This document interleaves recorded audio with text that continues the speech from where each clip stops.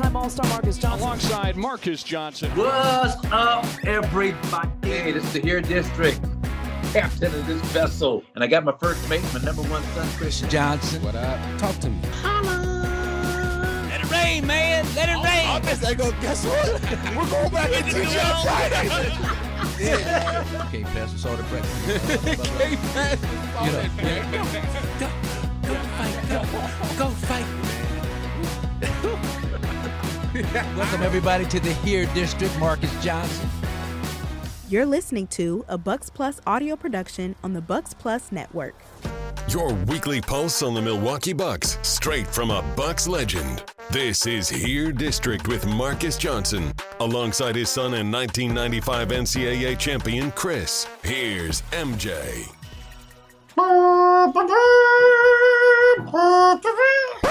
It's the Here District, starting off with taps. Man,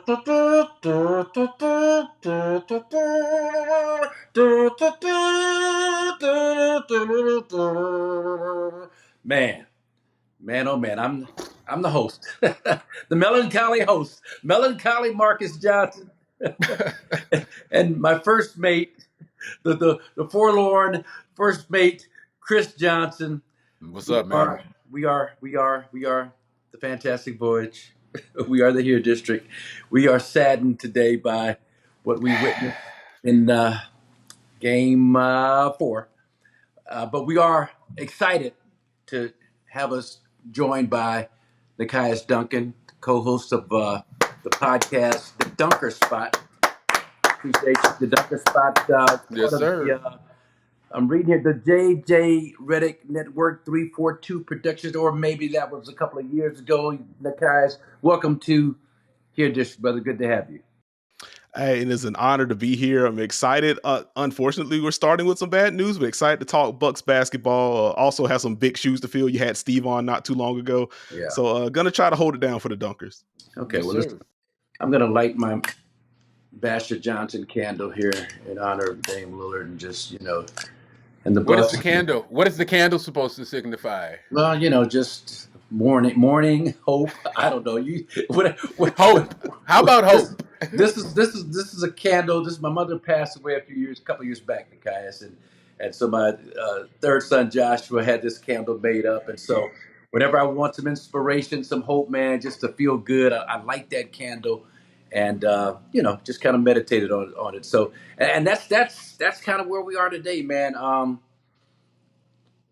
Jump into it, Nekias. Dame Lillard, your feelings when it happened, just your thoughts on the whole situation. Steve and I were hosting a watch party, as we do during the playoffs. And so Dame goes down, and my general thought whenever I see a player fall, tough shot at the rim, whatever the case may be, is, ooh, I hope he's all right. Because sometimes it is something, other times it's we're going to linger because I did a foul call, and they're just back up and it's fine.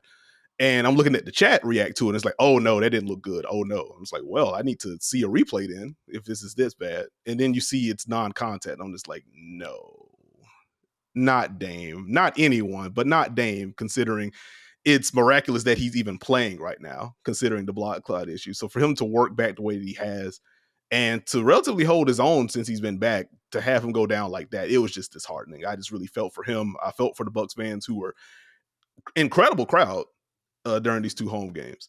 And so for them, the life to kind of leave the building a little bit when they see Dame walk, it was tough. It was really unfortunate. Chris? Yeah, I mean, it sucked. I mean, it's one of those things where, MJ, I've been around a lot of those injuries. We've been around a lot of those injuries, the ones that happen when no one's kind of around you. You just land and you start hopping on one leg.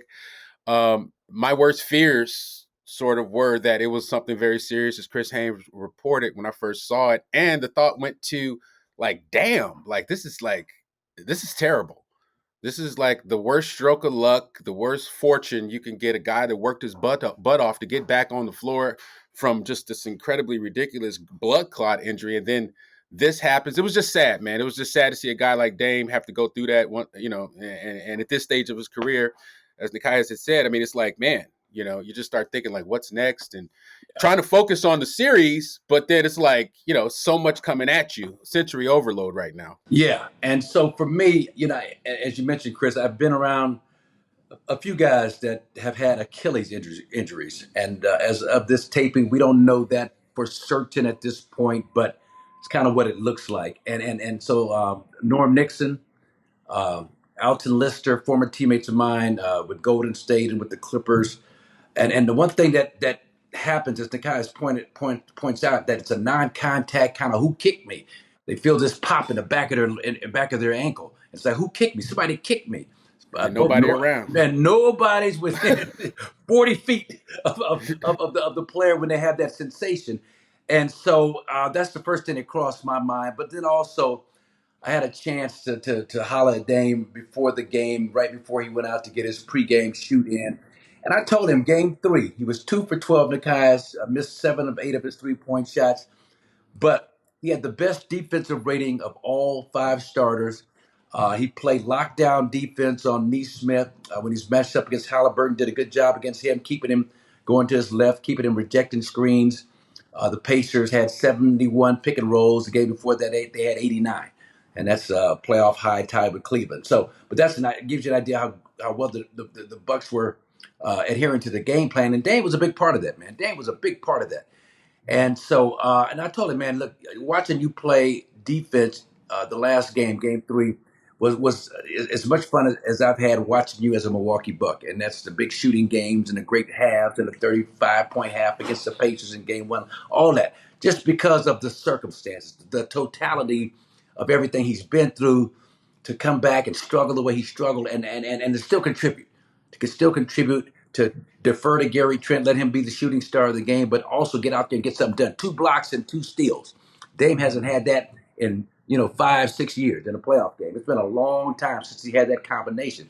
It doesn't seem like much, but for a guy 6'3" who's an offensive minded player, it's a major contribution. So so with all of that in context of what was going through my mind, just the emotion. And what do you think, guys, in terms of the team? Could you see the drop off emotionally for this team? Can you point to that? Look, the Pacers would have been a tough out in game 4 anyway. They're playing great basketball. Rick Carlisle, his staff, they do an outstanding job. But what do you think about that, Nekias? You think that, how much of an impact? Let me ask, 'cause I know it had an impact. How much of an impact do you think it had on the outcome of the game? I say a moderate impact just because of the shot making that we got from Indiana in that game 4 is pretty much a flip from what we saw in game 3 for them. And so the issues were more Milwaukee defense than Milwaukee offense from first watch at the very least. And so not having Dame out there, again, you feel him because of that kind of talent, but even through the lens of trying to set your half-court defense, getting the ball in the basket a little bit more so you can get back and kind of set up. Not having Dame there, you did have to go back to Ryan Rollins, who had been out of the rotation for a little bit. It made it a little bit more difficult for them to string together scores. And as you know, if Indiana is able to get going, forcing turnovers, or they're just running off of misses, they'll run off of makes too. But if they're able to kind of build that kind of consistency in transition, it can just become an avalanche really quickly. That's a funny question. How much impact did I see a drop off, or did it impact the game? Well, I think I did see a drop off. Doc, he played Brook. He's playing Brook about 15 minutes the last couple of games. He threw out that one lineup in the fourth quarter, late third, I think fourth quarter with Brook and Jericho Sims. It was a really unusual kind of and when I saw them checking in at the scores table, I was like, that's an unusual grouping right there that you very rarely see. But again, it's the pasta theory. You're just trying to.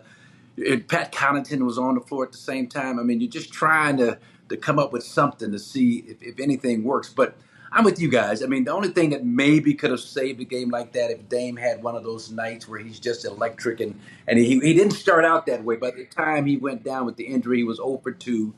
As you talked about, to be out with the thrombosis, the blood clots in the leg he's out for a month, and then played 37 minutes the first game, played a lot, and he's been playing a lot of minutes, and so you've got to wonder how much legs he had to carry a team offensively on his back for even a half, and so.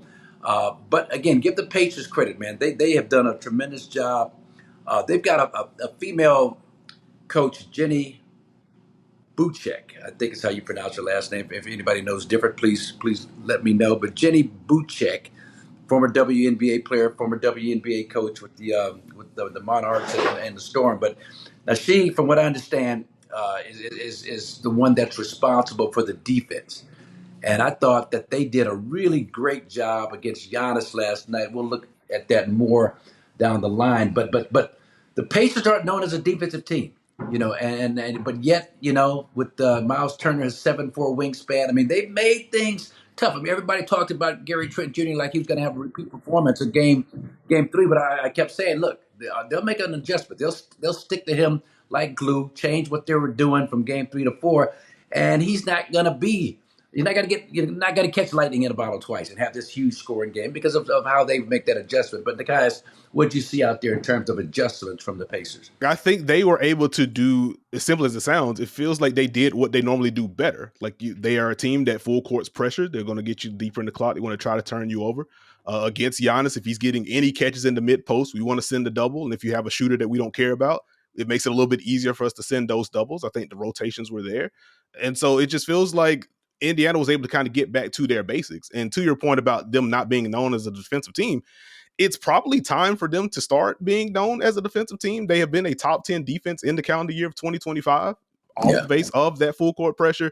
They can throw different guys at you. See Aaron Nesmith on the guard. You'll see Andrew Nembhard, who just flies around everywhere. I feel like he's been parked at the nail this entire series, just kind of wrecking havoc.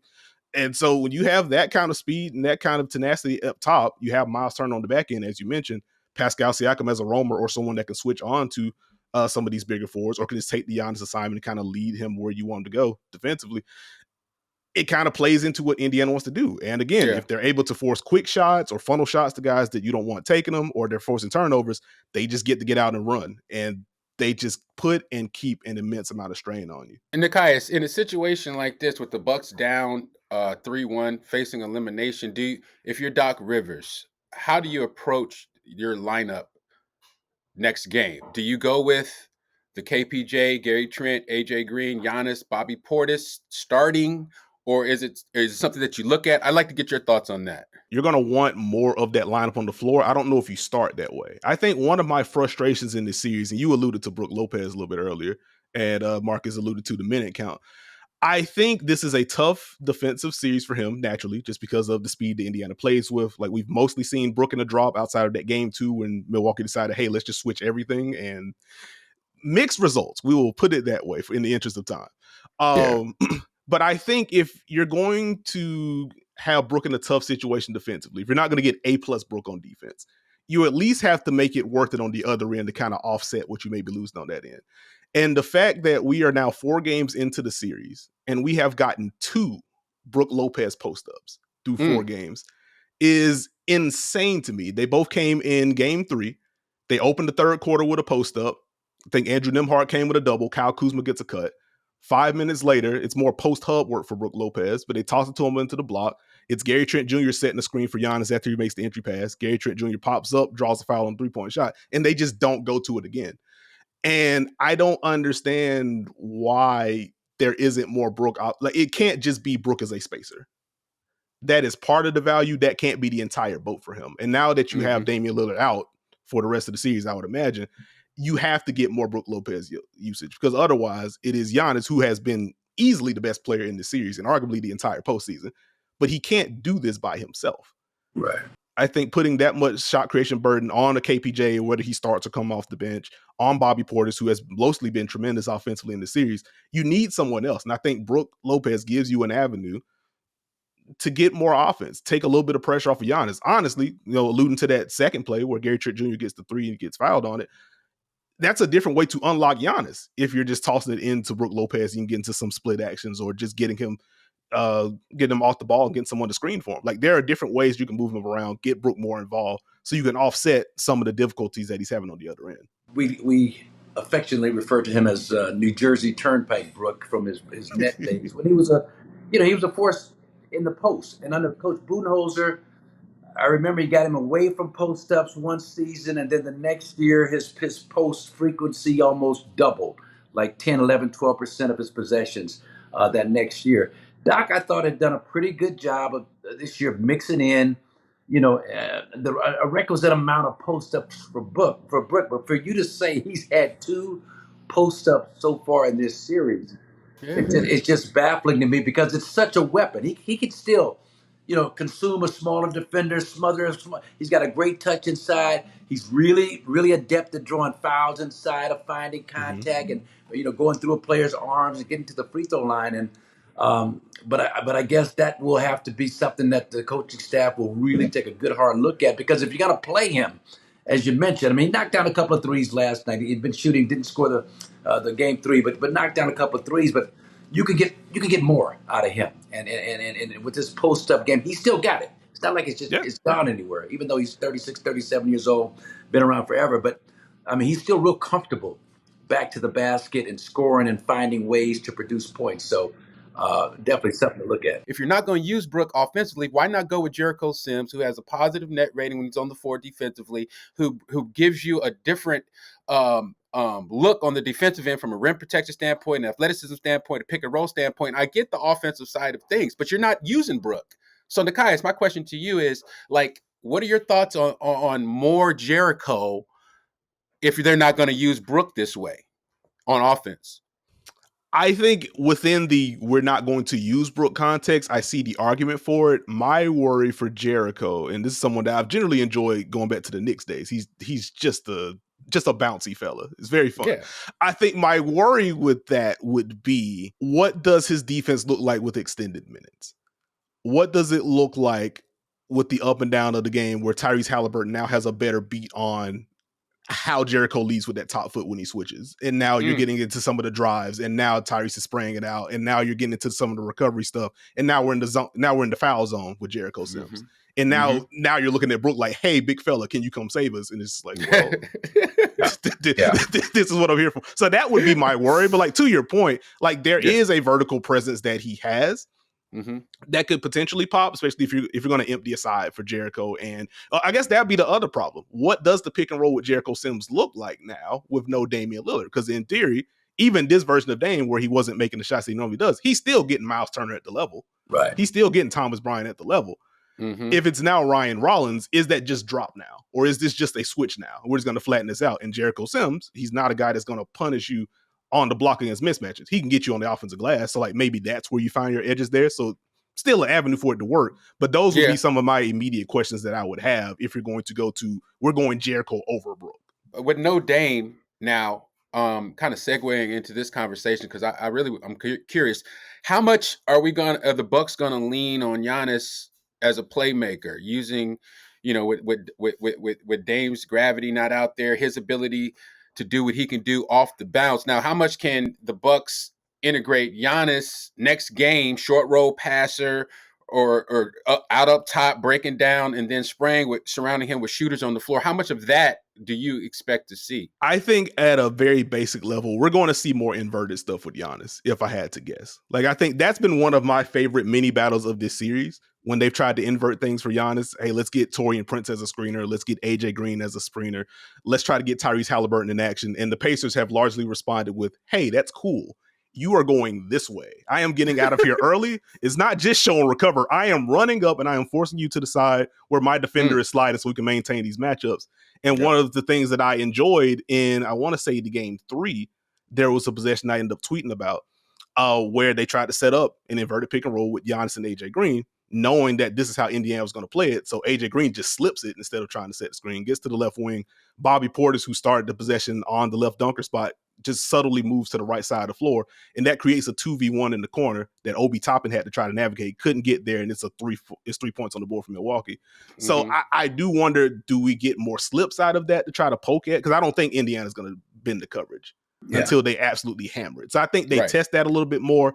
Again, as we've seen through the first 4 games of this series, if Giannis gets a touch on the block, it is just going to be a double team. So that just becomes space the floor correctly around these doubles.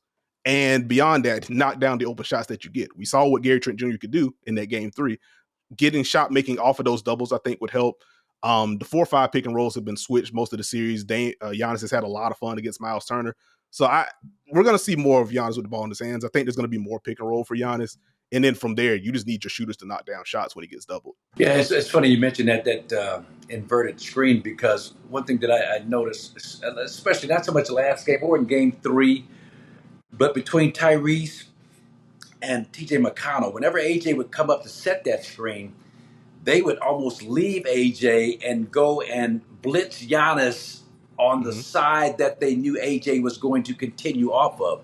And my thought process is like, why doesn't he double back and just find that space on the floor from the side that he came from? Because that defender is like he's really overcommitting, to the left side of the floor. If it's McConnell, if it's Tyrese Halliburton, then AJ slips right into where the defense is. Man, if he would just kind of, and I know footwork wise, it may be a little bit more challenging to get your feet set, kind of coming back the same direction you came from, as opposed to following your momentum. But it's little adjustments like that, especially AJ, because he doesn't need a whole lot of room to get that shot off, and hopefully those are the reads that he'll make. But I agree with both you guys. Giannis, the one thing Duncan talked about is empowerment, and this is what I want to get you guys' take on this also. That triumvirate that I called them at the end of the season, the 8-0 April, between AJ Green, Gary Trent Jr., and KPJ, Kevin Porter Jr., going along with Giannis, and then once Bobby came back, I mean, their net rating was like plus 42. I mean, they were just off the charts in terms of how productive they were. All of a sudden, the playoffs get here. I mean, there's a reason why there's such a discrepancy between role players and superstars, right? I mean, and not I'm not knocking these guys, but in my hope of hopes, I almost expected a kind of a seamless transition into the postseason of that same effectiveness. But man, is it the fact that the team has got so much more time to prep and to really game plan for what these guys do well? I mean, Kevin Porter Jr., every time he would decel, as Chris likes to call it, decel in the paint, Miles Turner's big 7'4" wingspan was just like a pterodactyl, just decel this, and just all on. And now he's throwing it off. He's just really had him uncomfortable. And so again, Jenny Buchek, the defensive coordinator, I mean the Pacers staff, I mean, I don't know, but to me, a lot of it is just, there's a reason why Dame is a top 75 player and these guys aren't. Yeah, it's just a different context, and I think for that lineup in particular, I think they're still winning their minutes in this series. It's just certainly not as drastic as it was in the regular season. I mean, you have two darn near historic comebacks in those minutes. That's going to juice the numbers a little bit, but the fact that they can make that run kind of speaks to how well it can work. But I think it's a high variance deal with the perimeter guys in general. Like Gary Trent Jr. can get to those 1 or 2 dribble pull-ups, but he's not someone that's going to break your defense down. Right. AJ Green is comfortable bombing away, but he's not self-creating like that. KPJ does not mind taking on high on-ball usage, but as we've seen in Houston, as we saw in LA, he hasn't always been the most efficient guy. It's a very boom or bust style.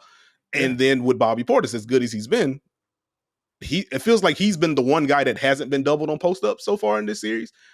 Indiana is mostly fine with him operating within a vacuum. So if anything dries up with those guys offensively, you get to, okay, what exactly are we getting to now? What stress are we putting on Indiana's defense? How are we getting here?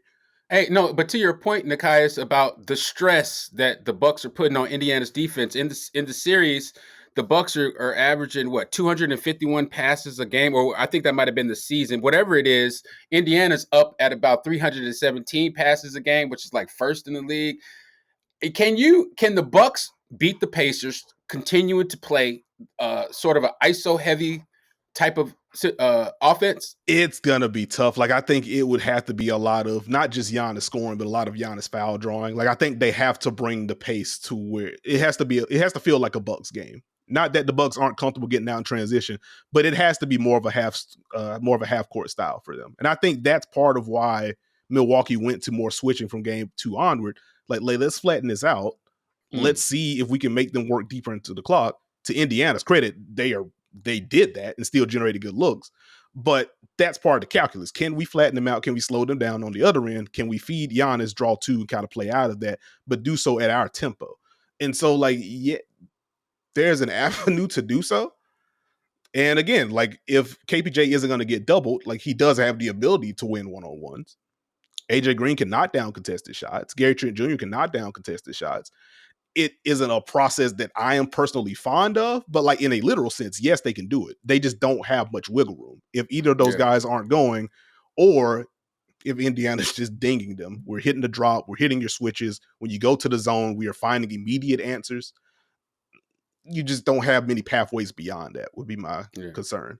And it doesn't help that the Pacers are shooting 57% on shots with less than 4 seconds on the clock in the playoffs. I mean, they're making those shots. Yeah, they're getting ran down, and then they're knocking down those daggers. And that's the issue, because I just looked it up on cleaning the glass. I mean, in terms of percentage of plays in the half court, the Pacers are running more half court stuff than the Bucks. And the Pacers are the team we think about in terms of just pushing it up and down the court, getting across midcourt in 22 seconds, blah blah blah. But 86%, 85.7% of their plays are half court plays, and that's like the 20th percentile, because this values transition, and so but they're scoring, and here's the problem you just talked about, Chris.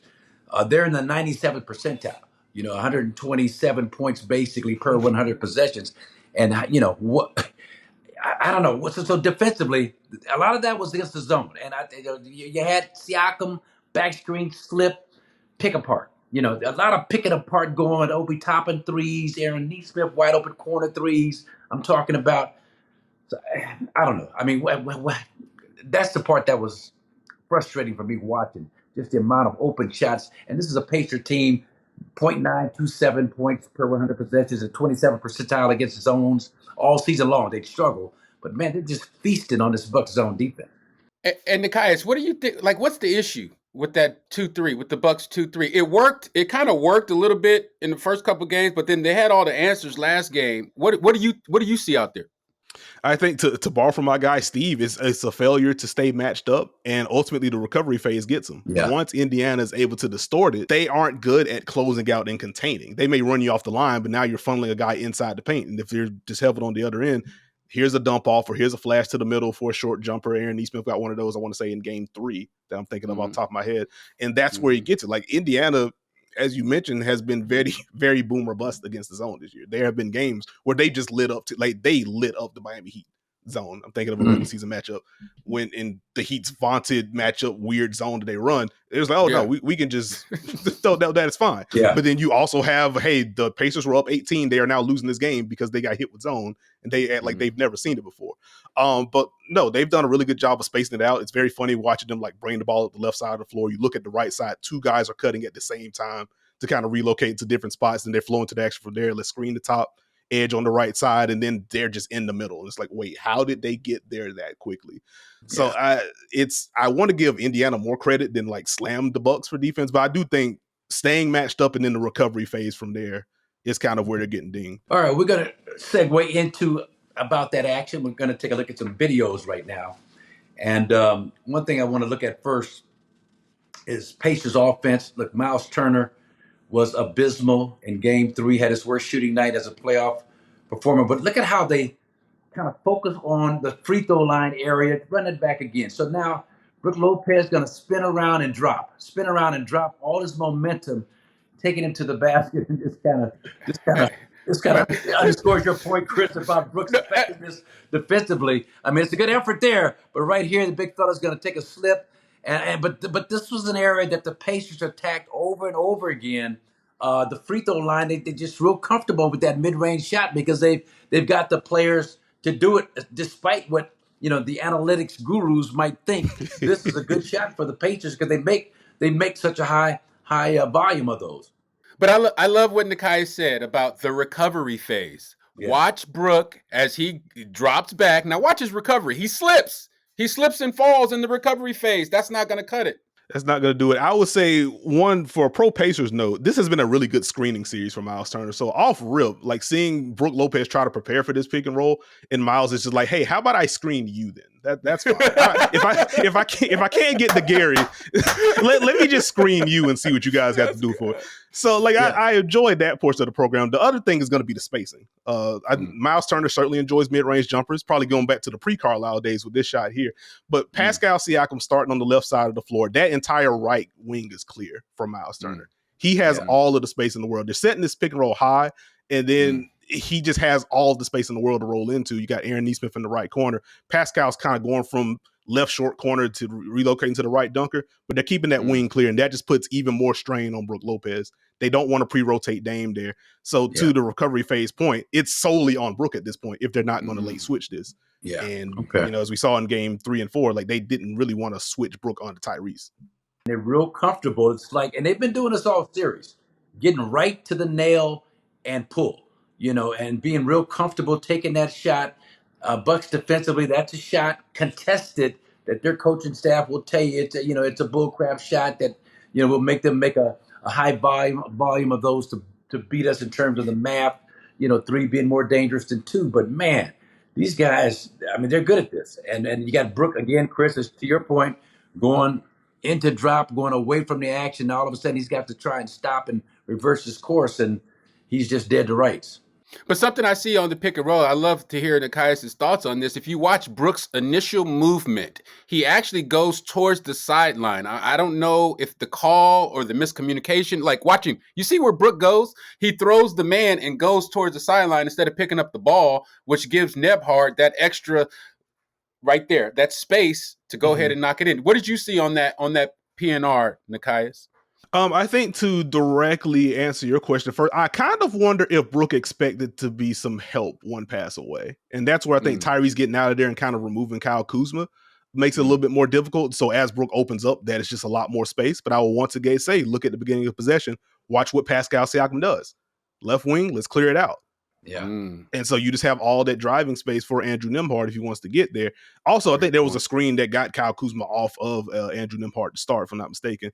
And so the fact that Miles stepped immediately into this is interesting to me because Indiana loves their flare screens, and the Bucks have struggled with that in this series so far. But yeah, I think Pascal couldn't. That gives more room for Andrew Nembhard. Again, Tyrese Halliburton just kind of taking Kyle Kuzma with him. No help being there as Brook opens up.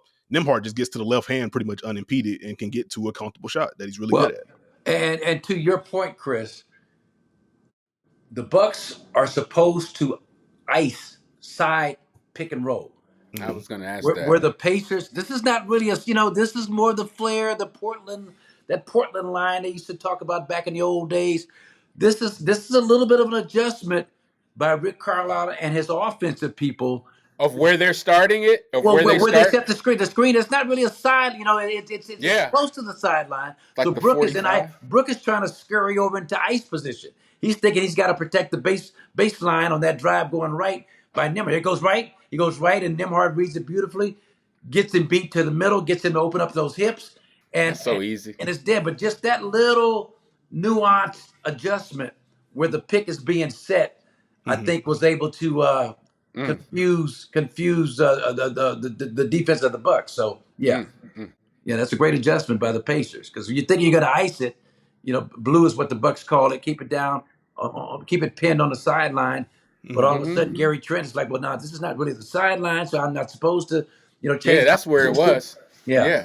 So that was a problem. We're going to take a look at some of the early defense on Giannis, and here was one of the adjustments in terms of not sending a double team early and just allowing Miles Turner and his 7'4" wingspan. He's been a top 5 shot blocker like the past 5 out of 7 years or 7 out of 9, something crazy.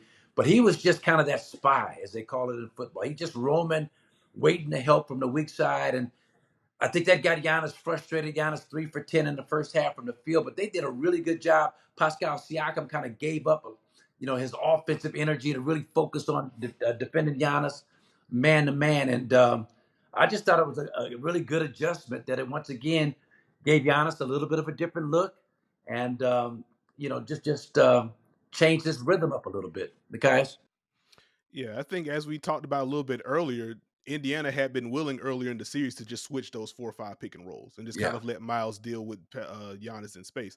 This time we get a deep under from Pascal Siakam. And then as you mentioned, Miles Turner just roaming off of Brook Lopez, kind of daring Giannis, who is a really good passer.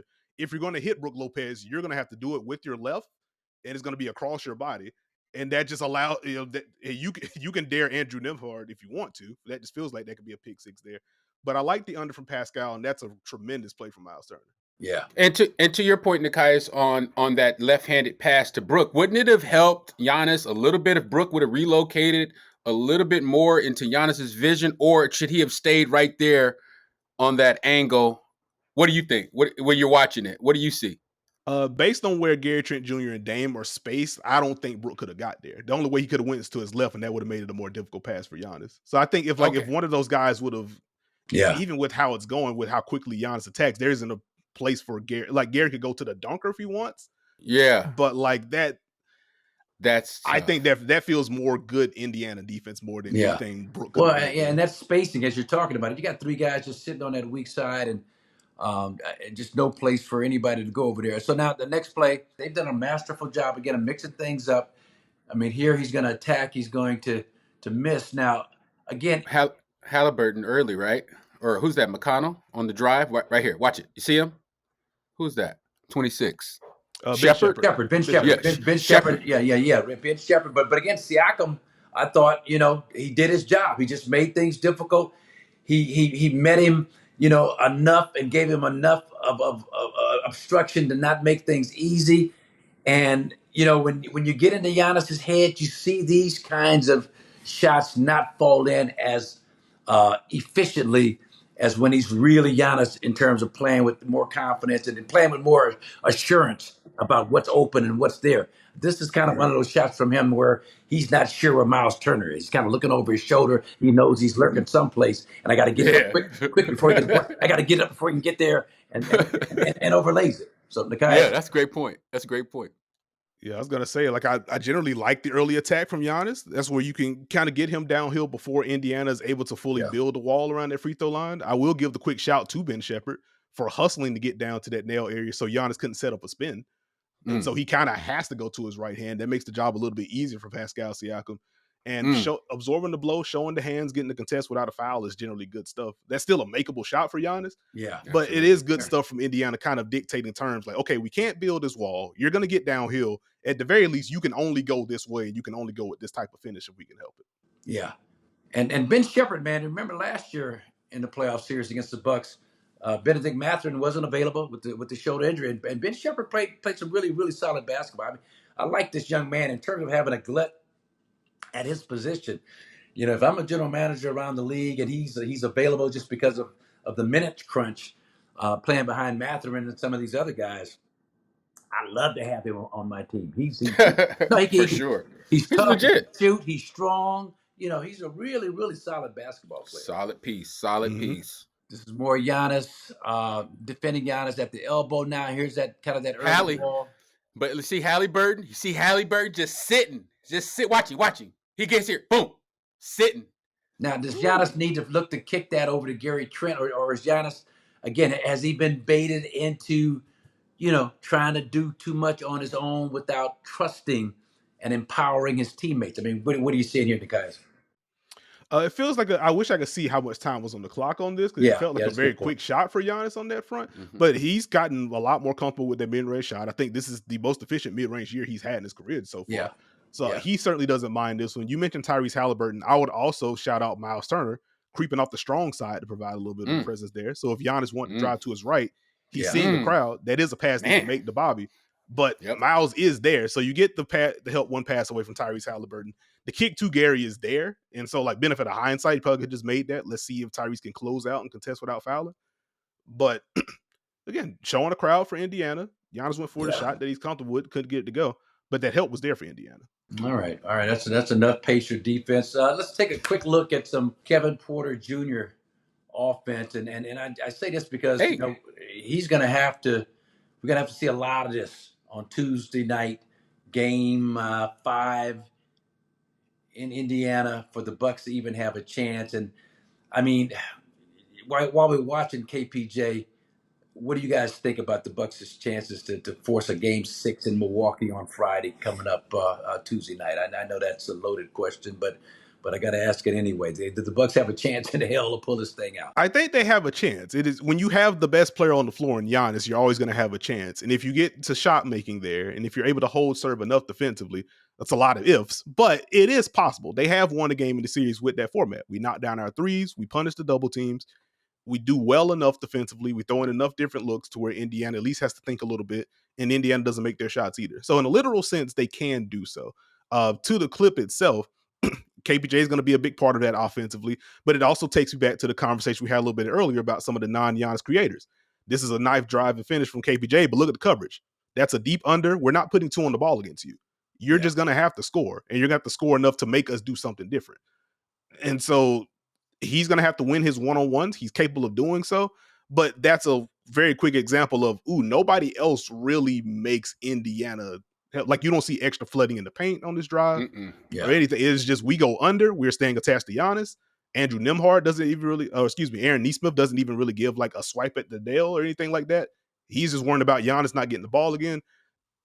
This is what you're going to see, I think, in Game 5. He just has to punish it. Chris, any chance the Pacers come out a little complacent, knowing that they've got, so many games to win one, 3 games to win one? If it was any normal kind of matchup, but I think there's so much bad blood, and I think there's so much stuff, beneath the surface with the Pacers that these guys are going in for the kill. There's no question about it. They're going to be ready. They're going to come out hyped. It's going to be at home. The crowd's going to be bananas. So, like, everything is going to be going against the Bucks' favor. The Bucks are going to have to come up with an unbelievable effort on both sides, man. The defensive side of things, the recovery, the challenging, the help, like they're gonna have to everything has to come together all at once for them to win this game. If not, it's gonna season's over for me. Yeah, gonna be tough. And let's take a quick look at this last KPJ. I mean, a nice little floater go. I mean, and again, I like the fact that he has finally found a little rhythm offensively and has found where his shots are. He's not over penetrating, trying to take it all the way into the shot blockers. But the probability is low, but there's still a possibility, and that's why you got to go out here and just kind of take it to the Pacers. And you're going to need this guy. What a beautiful crossover left to right against Siakam. Go ahead. I want to know from Nekias, who do you think the Bucks, like, as far as minutes, who should get more minutes to give them the best chance to win, KPJ or Ryan Rollins? That's actually a good question. I think because you don't have, I'd imagine Doc is going to trust. The answer is probably both, honestly. But I think just the minutes are just going to be there, so we're going to see more Ryan Rollins. I think he's going to rely more on KPJ just because of high variance the scoring is. And as you see on this clip here, you mentioned the crossover, but once again, this is just 2-on-2. Pick and roll coverage. We turn this into a late switch. KPJ gets downhill. He's not really seeing help. He can win those opportunities. And so I think Doc is probably going to lean more KPJ in terms of who's going to get more of a minutes bump. It's probably KPJ. Yeah. I'm also curious to see how much the Pacers will change the scheme and making it more hands, more bodies instead of these ISO 2-on-2 possessions on one side. Like, are they going to change and scheme for this now that they know KPJ is going to be having the rock for most of the game? I think there's room to do so. If for no other reason, then hey, let's test out KPJ as the playmaker. Like, he is someone that is a lot more comfortable with interior reads than he is with kickouts. And so if we're kind of able to bait, again, we saw Andrew Nembhard, the possession before that one was kind of the nail gave a little swipe on that empty side pick and roll. Like, hey, if you want to get into the cat and mouse game with Andrew Nembhard, have some fun with that if you would like. Andrew Nembhard is an incredible defender. So like maybe we see a little bit more activity there. But if I'm Indiana, no, let's just keep this flattened out. Like, if you're going to win with these one-on-ones. You're going to win these one-on-ones against size at the paint. We want to minimize the kickouts that you do have available to you. Because once you get into a playoff game, even outside of just Bucks Pacers, in general, if you're down a man, you're going to try to find edges and try to find variance wherever you can. And the easiest way to do that offensively is we're going to take more three-pointers than you. Yeah. And if Indiana's, and in this situation, if I'm Indiana, no, let's make KPJ knock down these pull-ups and these floaters. We don't want to give up threes and get another Gary Trent Jr. game or an AJ Green game or a Torian Prince game, as he has not had that. A Kyle Kuzma game, we haven't seen that either. So I would anticipate Indiana just keeps this straight up. We'll send help to Giannis, but everybody else, you just got to beat us. Yeah. Well, that's why we play the games. We'll find out kind of what happens. And a couple of takeaways for me that you've talked about, Nekias, that I really, really kind of glom onto, and that's you got the best player on the floor in Giannis. In a situation like this, it's going to take a massive effort on his part, but also Doc Rivers. It's funny, he's been on the other end of these 3-1 situations. How much of a benefit is that going to be in terms of getting this team ready to play, getting this team prepared to come out and I mean, the things look bleak. Trust me, after Dame goes down, you get blown out at home in Game 4. So the darkest before the dawn. I mean, things are really bleak. It looked really, really dark around Fiserv Forum, but best player on the floor. You got capable enough players around him if they have their best game ever type situations.